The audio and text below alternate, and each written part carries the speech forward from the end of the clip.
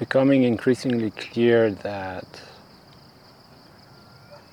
I'm not behind the driver's wheel anymore in life. That there's no one there behind the wheel.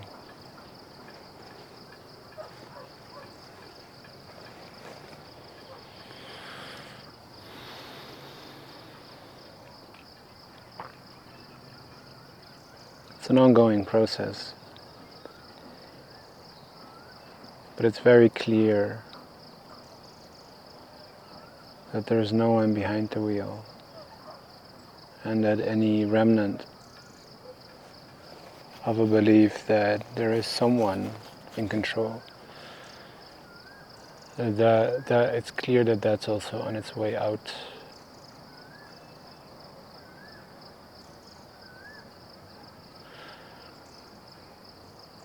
In one way, this is very freeing. It's freedom. To see that there is something bigger at play here.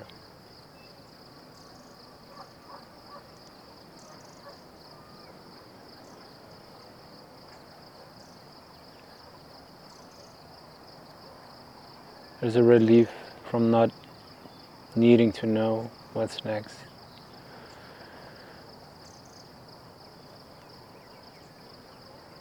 A relief from the lack of desire for control,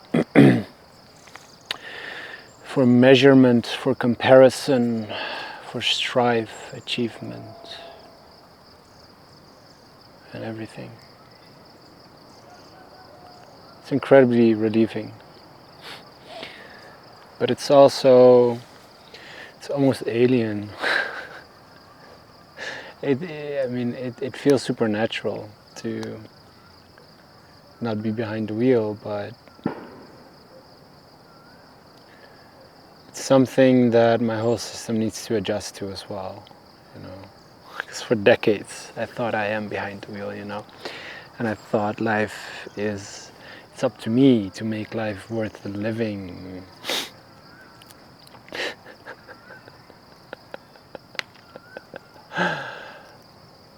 How utterly stupid. Of course, it was ignorant, and innocent also. I didn't know better. But lo and behold, it's up to me to make everything worthy, to give meaning, to achieve stuff, and blah de blah de blah de blah. All of that is gone, And what's also gone is the driving mechanisms that contribute to all of that, to this whole ambitious way of being in this society, most of which comes from fear, fear of not being good enough. So we need to build these castles in the sky so that other people can look at us and be like, oh my God, you're so good. Or we try to make our parents proud, or our partners, or we try to be better than others, better than our colleagues, make more money, have a more beautiful partner, have a bigger house, be more spiritually advanced. Most of spirituality is not spared from the same exact mechanism that's happening outside of spirituality,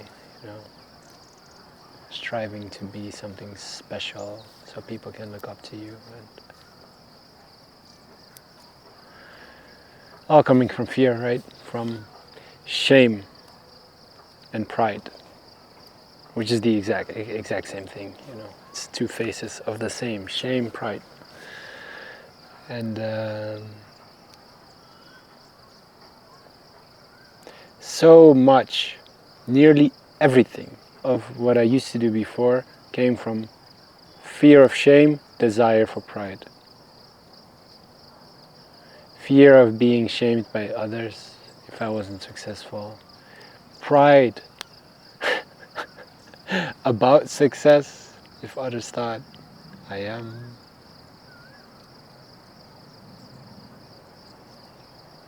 It was a virtual game.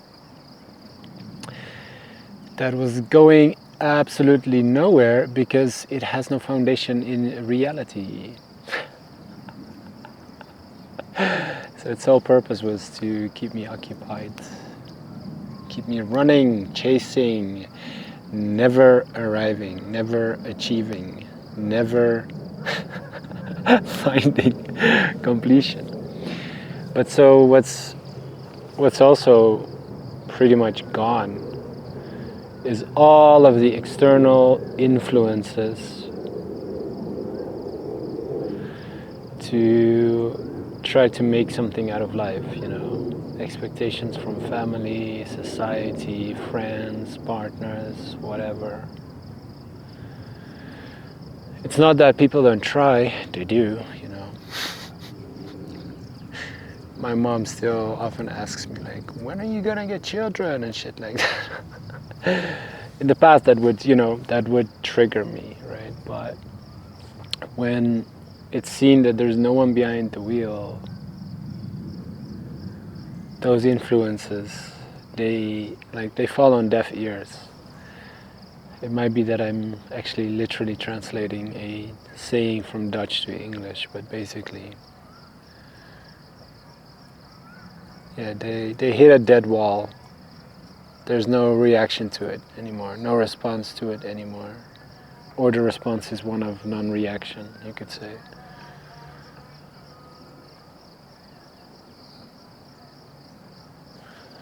You know, how could there be anyone behind the wheel in life except life itself, right? How would that work? How would that work?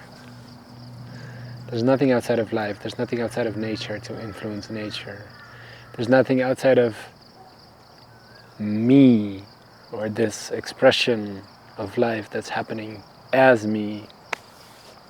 There's nothing outside of that that influences it, you know. It's not, there's no inside outside, right? So there's nothing outside of it. It's all one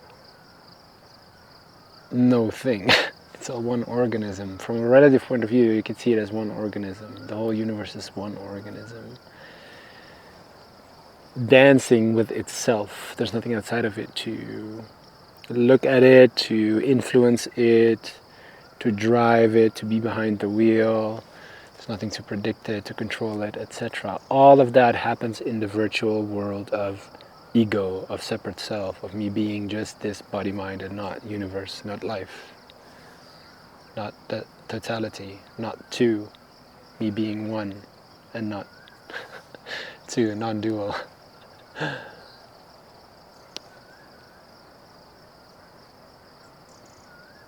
You know, this residual energy, I think people in this scene call it the seeking energy of like, it pops up sometimes. It's like, this itchy feeling of like, whatever is true right now, whatever is in my experience right now,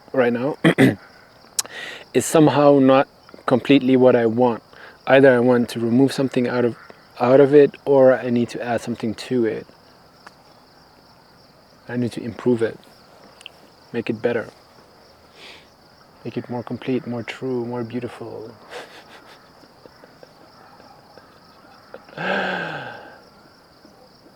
Whereas truth is so simple, you know.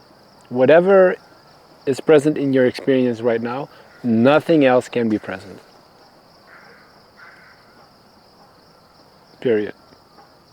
Nothing else can be present.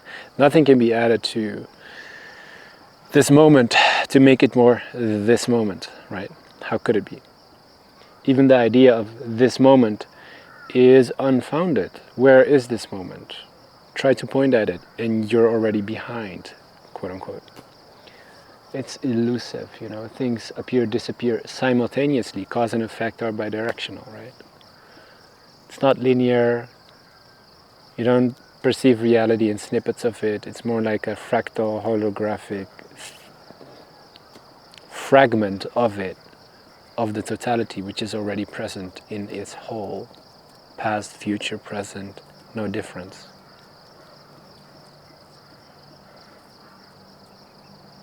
And yet, this dance of the universe is breathing with itself, dancing with itself. It's emptiness expressing itself as itself within itself, not as an extension of itself, not as a creation of itself, but more like a projection within itself, kind of like a dream. Like last night's dream that I had happened in my mind. It's not that my mind created it as though like a painter creates a painting, but it's more that my mind spawned it into existence, spawned the dream into existence. But anything that happened in the dream didn't influence my mind, really, because it was a projection within mind, right? In the same way, all of this seems to be a projection within nothing, within emptiness, within pure potentiality.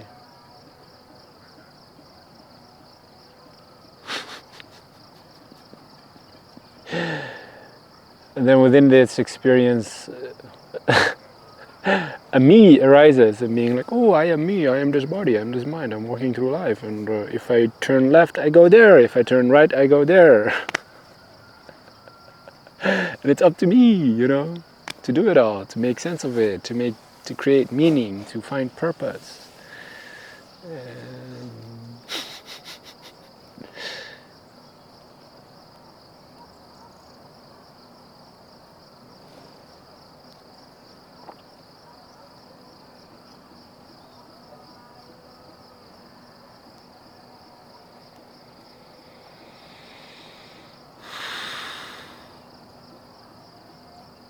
there's no one behind the wheel.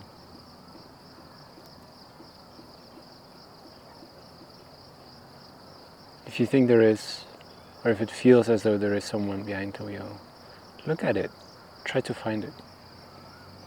Where is this someone?